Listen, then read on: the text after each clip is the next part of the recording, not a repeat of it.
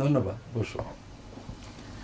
এটা আমাকে গত কয়েকদিন আগে এক মাহফিলে প্রশ্ন করা হয়েছে যে ইসলামের সঠিক দল কোনটি।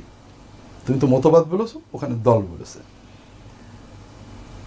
এবং সারা বিশ্বব্যাপী সঠিক দল কোনটি, আরও কি যেন লিখেছে।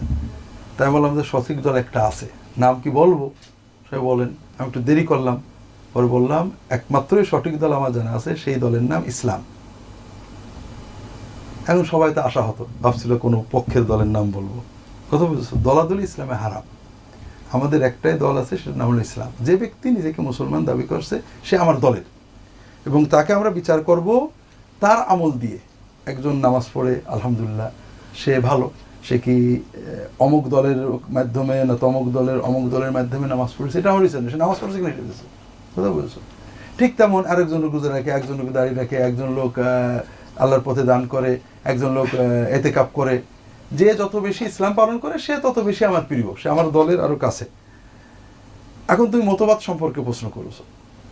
আসলে ইসলাম সম্পর্কে যত মতবাদ বিশ্বে প্রচলিত, আমরা কেউ বলতে পারবো না কোরআন সুন্নাহ ছাড়া আর কোনো মতবাদ সহি। আর যত মতবাদ প্রচলিত প্রত্যেকেই কোরআন সুন্নাহ থেকে নিচ্ছে। সোর্স কি?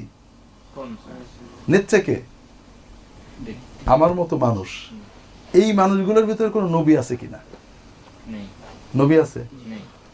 মাসুম নির্ভুল কেউ আছে কিনা? নেই। তার মানে কোনো মতবাদকে অ্যাবসলিউট ঠিক বলা মোটেও বৈধ নয়। এটা প্রথম কথা। প্রত্যেক সমাজে যা প্রচলিত আছে প্রতিটি বিষয়কে কোরআন সুন্নাহ আলোকে বিচার করতে হবে। প্রত্যেকে মুসলমান, প্রত্যেকে আমার ভাই, প্রত্যেকে দিনের কথা বলছেন, তবে বর্তমানে যারা বলছেন তাদের সোর্স কোরআন হাদিস, কিন্তু নেচ্ছে মানুষ। কাজেই মানুষের নেওয়ার ভিতরে ভুলভ্রান্তি থাকবে, এটা প্রথম কথা। দ্বিতীয় হলো, সমাজে যারা বলে আমরাই ঠিক বাকিরা খারাপ, এরাই ভুল, বাকিরা ভালো। কারণ রাসূলুল্লাহ সাল্লাল্লাহু আলাইহি ওয়াসাল্লাম বলছেন, মান কালা হালাকান নাসু ফাহুয়া আহলাকুহুম। যে বলে যে মানুষ সব খারাপ হয়ে গেছে, আমি শুধু ভালো, বলবে ও সবচেয়ে খারাপ। এজন্য সমাজে ইসলামের নামে যারা কাজ করে তারা দুই রকমের। এক ধরনের কোরআন হাদিস মানো, ভালো চলো, যে দলটল যাই করো অন্তত ইসলাম মানে চলো।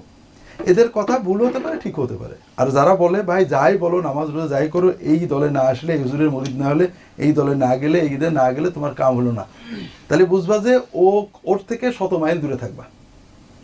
কারণ তারা আল্লাহ রসুলকে মানদণ্ড রাখেনি, তারপরে এসে একজন মানুষ বা একটা ব্যক্তির ইজতিহাদকে মানদণ্ড রেখেছে। কথা বুঝতে পেরেছো? তৃতীয় বিষয় হলো, তুমি প্রশ্ন করেছো যে যারা ভুল তাদের